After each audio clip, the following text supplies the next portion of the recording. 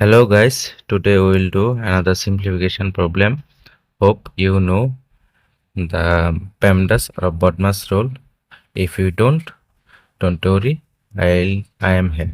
First 2 minus 2 is equal to 0 into 2. Then 0 into 2 is equal to 0 divided by 2. 0 divided by 2 is equal to 0. But it is totally wrong because we didn't follow the PEMDAS rule. Now we will do in right way. First we have to know the rules. First rules is PEMDAS rule. P is equal to parenthesis, M is equal to multiplication, D is equal to division, A is equal to addition, S is equal to subtraction, and second rule is equal to left to right of the expression. Here multiplication and division has same priority, addition and subtraction also has same priority.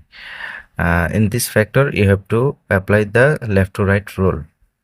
First in here 2 into 2, because here is multiplication is dominant over minus, so 2 minus 4, then 2 minus 4 is equal to minus 2 divided by 2, and 2 into eliminate, then minus 1. Minus 1 is the answer. Please subscribe and comment.